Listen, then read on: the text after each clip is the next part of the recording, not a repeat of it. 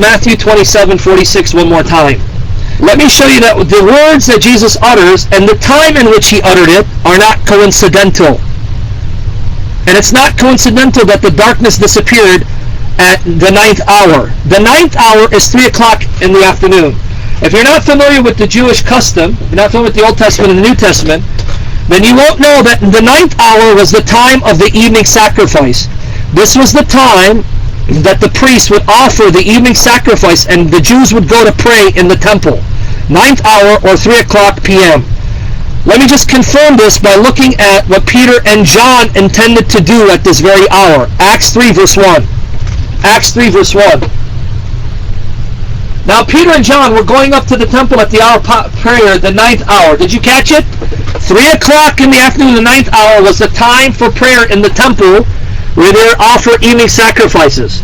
Is it a coincidence that Jesus, our high priest, is crying out with the words of the psalmist, Psalm 22:1, which is a psalm of vindication? The righteous sufferer cries out to God to be vindicated, and God hears him and vindicates him. That Jesus cries out the words of this psalm at the very hour of prayer and sacrifice. Coincidence?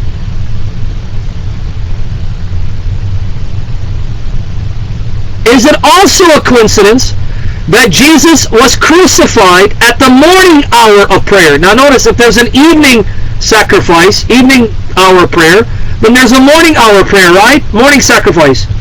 The morning sacrifice, the morning hour prayer was 9 in the morning, or the 3rd hour. Let's see when Jesus was crucified. Mark 15:25. When was Jesus crucified? Our high priest offering himself as a sacrifice to God on our behalf. 3rd hour, 9 in the morning. And it was the 3rd hour when they crucified him. Coincidence? Is it a coincidence that Jesus is crucified at the morning hour of prayer and sacrifice, and he cries out with the words of Psalm 22 at the evening hour of prayer and sacrifice? There's nothing coincidental about the timing. It's deliberately designed to show you that Christ is not necessarily a victim, but he's the sovereign Lord who's commanding his destiny and even determines when he'll be crucified and when he will die. Our high priest offers himself and cries out during the morning hour of sacrifice and prayer and the evening hour of sacrifice and prayer. In fact, if we go to Luke 23:33 to 34, Luke 23:33 to 34, right? Notice the words he utters at the time of his sacrifice. When they sacrificed him, when they nailed him to the cross, it was the time of the morning sacrifice and prayer. 9 in the morning, the 3rd hour. Let's see what he cries out during that time. And when they came to the place that is called the skull, where there they crucified him, and the criminals, one on his right and one on his left. Now watch this. And Jesus said, Father, forgive them, for they know not what they do. Coincidence? At the time of the morning sacrifice and prayer, Jesus is crucified.